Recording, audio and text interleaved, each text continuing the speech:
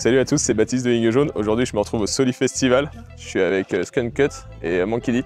Salut. Hello, vous allez bien? Ça va et toi? Ça va super. Que du coup, vous pouvez vous présenter pour les personnes qui ne vous connaissent pas. Ouais, je commence. Et bah écoutez, Skunk Cut, mon vrai nom Johan, originaire de Paris.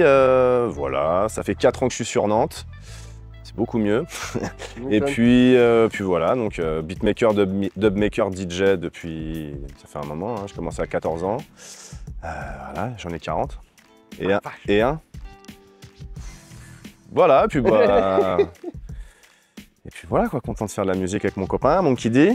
Et moi du coup Monkey D, Luc de mon prénom, je viens du pays brestois, dans le Finistère. Ça fait pareil une bonne vingtaine d'années que je pousse la chansonnette. On a, nous ça fait 10 ans, ça fera 10 ans l'année prochaine qu'on a lancé le projet quoi. Et voilà, dub, hip-hop, c'est les bases du concept un petit peu actuel du projet quoi. Voilà.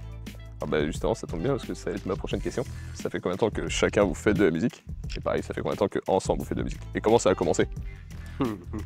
Donc moi j'ai commencé les platines en tant que DJ hip-hop à partir de 14 ans. 14 ans, j'ai commencé à intégrer un groupe de dub vraiment live, un peu à la Hi-Tone, donc basse, batterie, guitare, mélodica, et moi j'étais platine et sample. Ça s'appelait RTSF.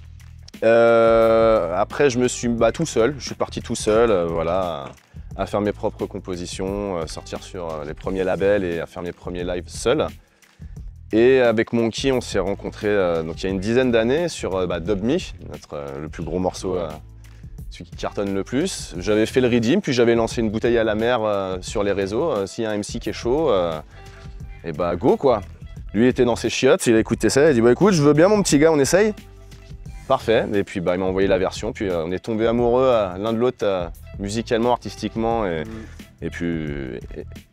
humainement, et ça a commencé comme ça, donc 10 ans qu'on fait des choses ensemble. Et moi pareil, ça fait une vingtaine d'années aussi que je chante quoi. Donc j'ai commencé je crois sur du ska, après on est parti sur du punk, j'ai fait une dizaine d'années de métal en scream. Et après twist complet, envie de changer, de découvrir autre chose, tu vois, autre style. Donc il y a toujours la culture dub, enfin reggae, hip-hop surtout, tu vois, latente derrière quoi. Et Arrivio, et du coup, gros glow-up niveau technique parce que je me sentais à la bourre, tu vois, techniquement par rapport à lui. Donc fallait que je me bouge le cul si je voulais continuer à travailler avec lui, tu vois. Et voilà, visiblement ça le fait, hein, ça lui convient, vu que ça fait 10 ans qu'on sillonne un peu et qu'on se marre, donc ouais, voilà. Et du coup, qu'est-ce qui vous a donné envie de vous lancer dans la musique? Je crois que c'est comme ça, tu l'as en toi, toujours l'envie de faire de la musique. Ma première expérience par exemple, mon premier synthétiseur, je vais avoir 7-8 ans. Voilà, autodidacte, j'ai jamais pris de cours de solfège ou autre. Tout autodidacte, après ça a été, un peu de tout quoi. Premier synthétiseur, de la percu, de la batterie, un peu de tout quoi. Je crois que c'est en nous quoi, la musique, t'y vas parce que t'en as besoin et puis c'est naturel quoi. Ouais, je pense que mais pour tout le monde, musicien ou pas, tu vois, la musique ça résonne, tu vois, ça parle quoi qu'il arrive, tu vois, que tu sois musicien ou pas. Sinon on serait pas aussi nombreux partout en France et dans le monde, tu vois, organiser des festoches ou quoi, mais oui, je pense que ça résonne tôt. Pour les musiciens en tout cas, ça résonne très tôt et t'as envie quoi, t'as envie de jouer, ça devient d'une envie, ça devient un besoin, je pense. Et du coup, est-ce que vous avez eu des inspirations au début? Qui vous a inspiré? Moi la bible dans le dub en tout cas, c'est Hi-Tone. Hein.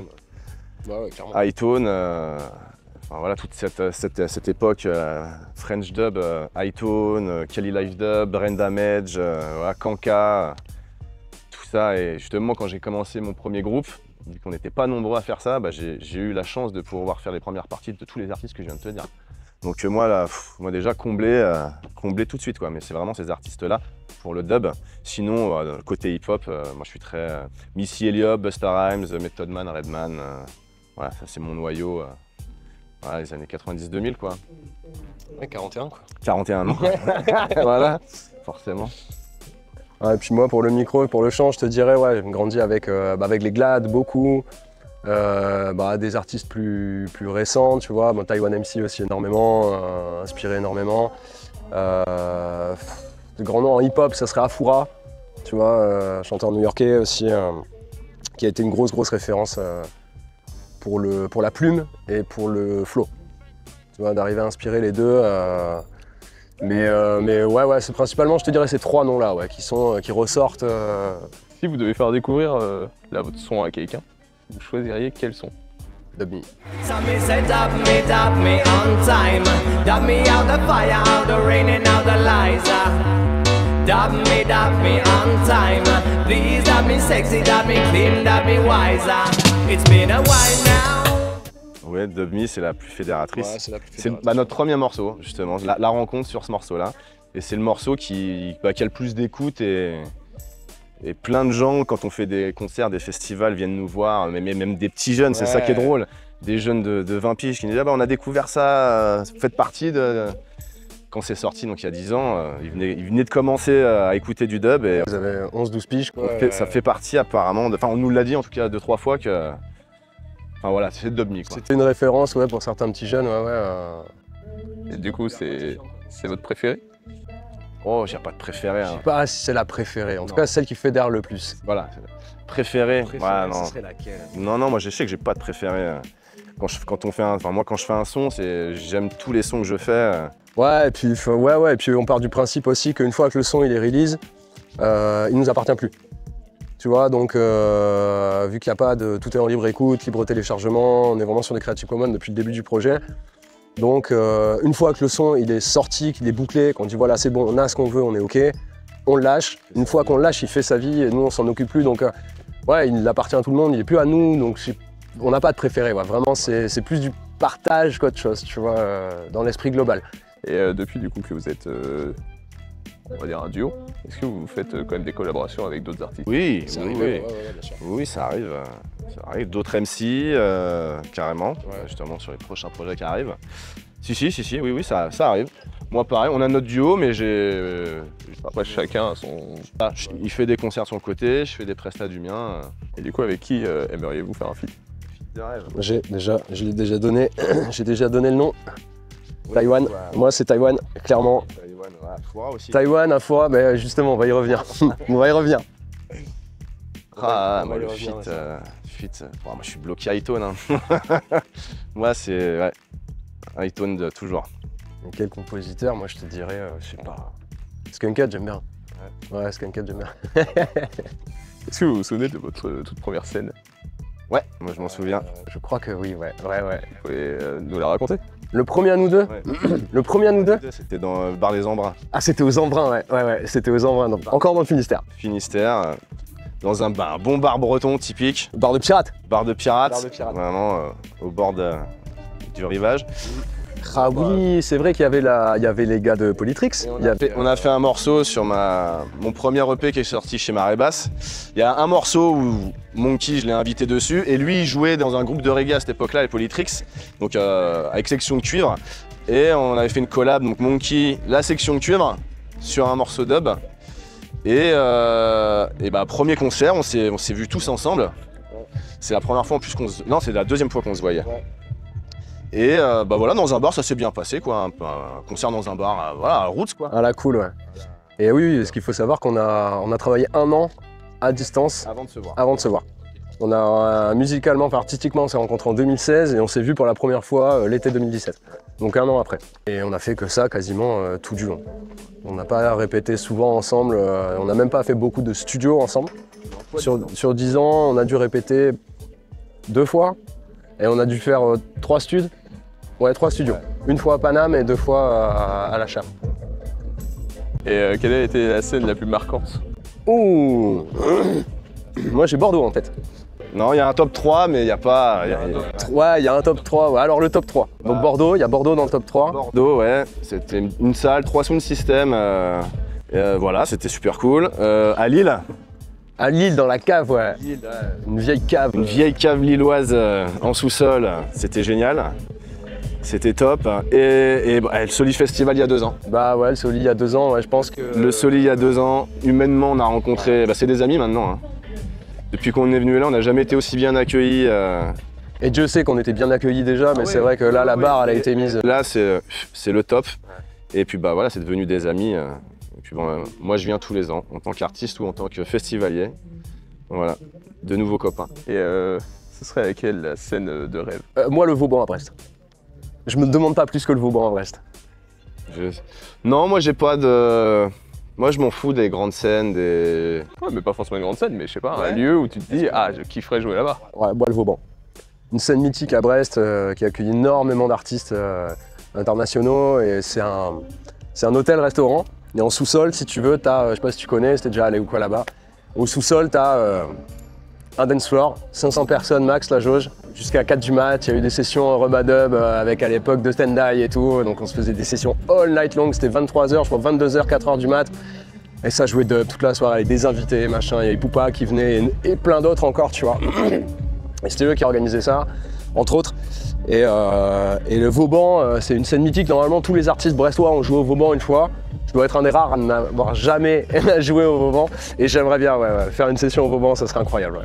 Ouais, non, moi pas de... J'ai pas de scène en particulier. Moi du moment que le global se passe bien sur une presta, j'ai pas du tout de... que ce soit un petit bar, salle des fêtes, un no logo ou... Est-ce que vous avez un rituel avant de monter sur scène? Alors, on se fait un câlin, une grosse tape sur le cul et... Ouais, la table sur le cul, ça dépend des jours. Si c'est un jour en I, ben, tu vois, ça peut changer.